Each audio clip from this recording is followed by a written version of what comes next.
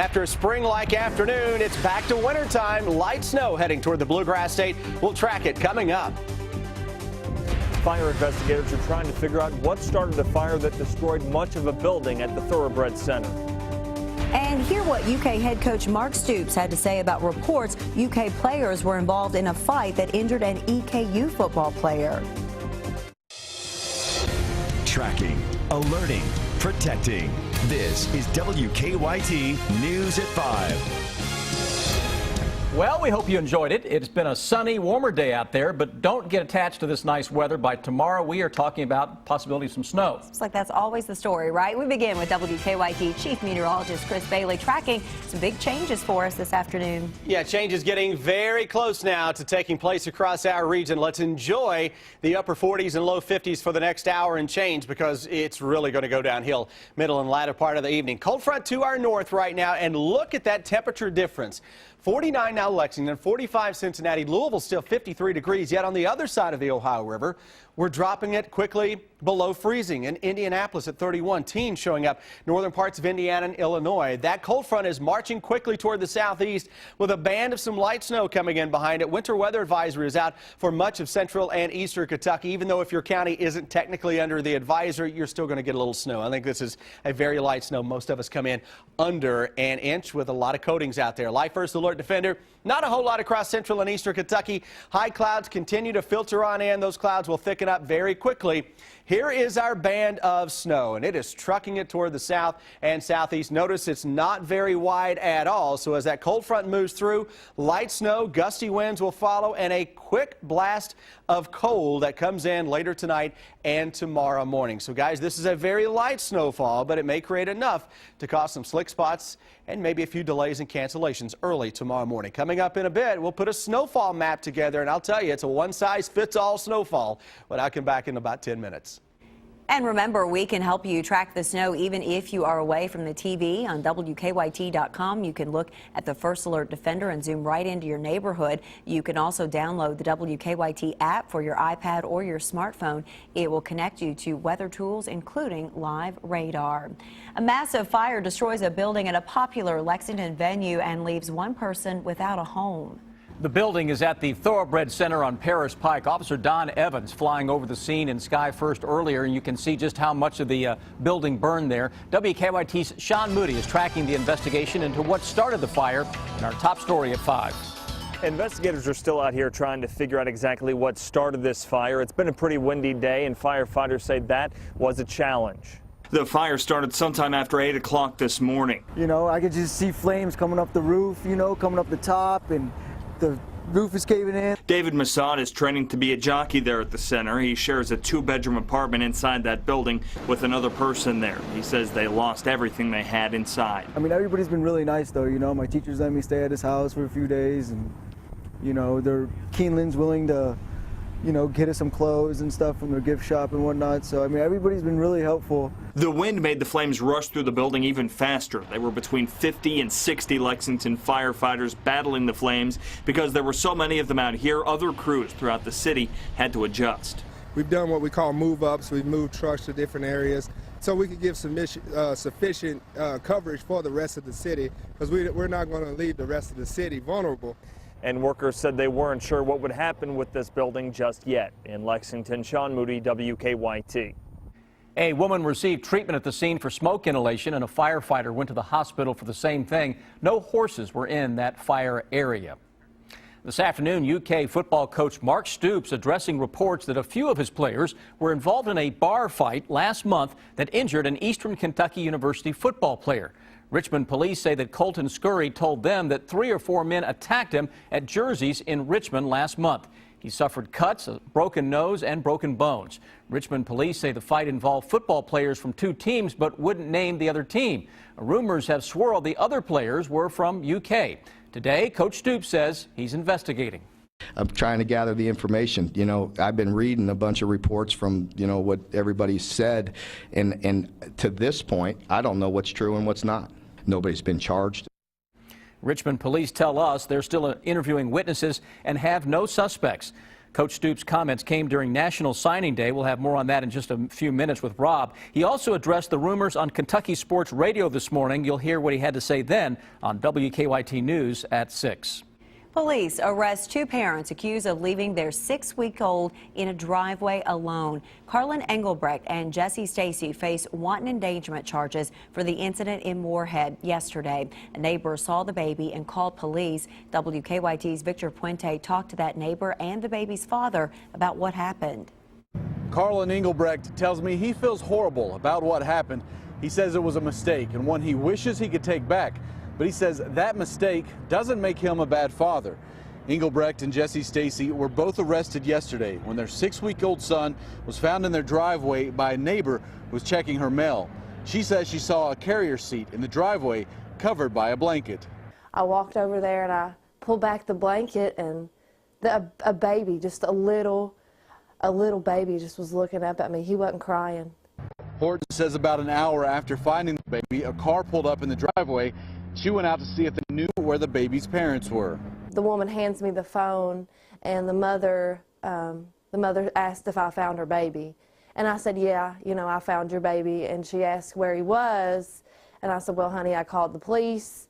The child was taken to a local hospital to be checked out. State police were there when Engelbrecht and Stacy arrived. They arrested the pair, charging them with wanton endangerment.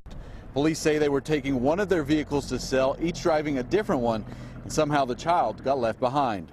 Both of the parents were driving a vehicle, and it just appears that, I don't know if one assumed that the other one had the child or what, but they both ended up leaving the child there. Engelbrecht didn't want to go on camera, but he did tell me he wanted to address some of the rumors surrounding this, that drugs or alcohol played a part. He said that wasn't the case.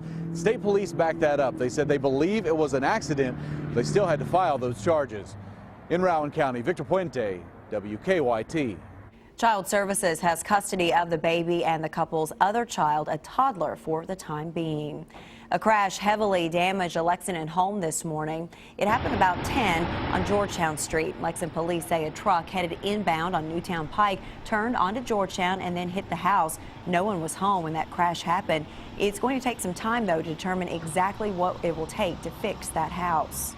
And then the property owner probably had to contact insurance enough to get a building engineer or somebody to come out and see if the corner of that house needs to be shored up or anything like that. But it's hard for us to tell without being able to get inside right away. But KU and the city also came out to look at the house. The truck driver went to the hospital with non-life-threatening injuries. The search for a missing Texas woman ended today here in Lexington. Police arrested Christina Davison during a traffic stop overnight. Investigators think that she's lived here since she disappeared last May.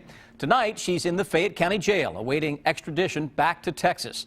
WKYT's Jordan Valines is live outside the detention center to explain why in a story that's new at 5. Jordan? That's right. Christina Davidson was pulled over by Lexington police about 1 a.m. last night, and when they ran her name, they saw that she was not only considered a missing person, but that she was also presumed dead. And now on May 17th of last year, Davidson was reported missing after not showing up to her place of work in Texas. A short time after her disappearance, police say she arrived in Lexington, where she began working as a waitress at Red State Barbecue on Georgetown Road. This afternoon, we spoke with employees at the restaurant who said they had no idea that Davidson was a missing person who had a warrant out for her arrest. They say Davidson was a well-liked member of the team, and they never had suspicions that she was hiding anything. Again, it's a tremendous amount of shock. Very surprised. I mean, this is a person that, had come to the company Christmas party at our house, and we'd spent time with, and my wife and I both adored. And so, very, very shocking. And it's very sad. Hear more from Davidson's co-workers coming up tonight at 6. Live in Lexington, Jordan Valines, WKYT. Thank you, Jordan. Davidson's ex-husband, Craig, was considered a suspect in her disappearance. It has been a huge day for college football teams across this country. Yeah, recruits made their choices known during National Signing Day. WKYT's Rob Bromley's here now with more on UK's class. Hi, Rob.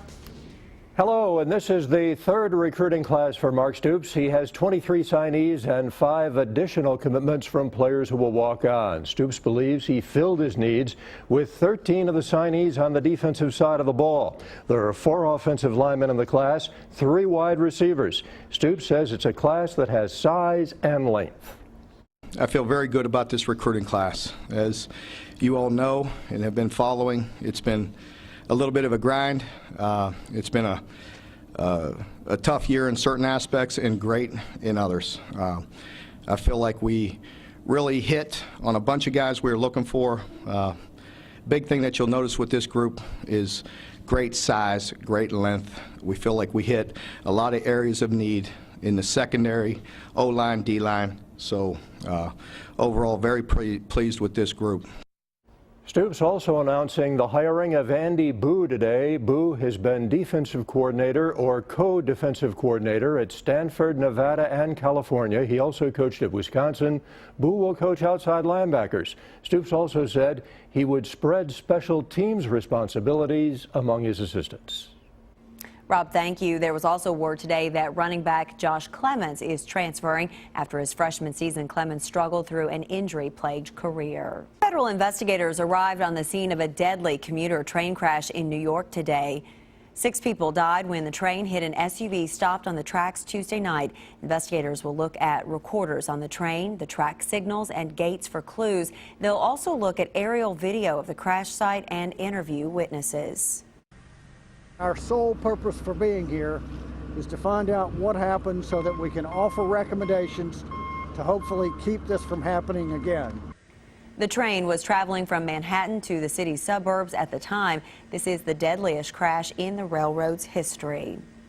Rescuers have hoisted a crashed plane from a Taiwan river. A Trans-Asia Airways flight crashed into the river shortly after takeoff this morning, killing at least 25 people. Rescuers, though, saved 15 people from the wreckage during the daylight.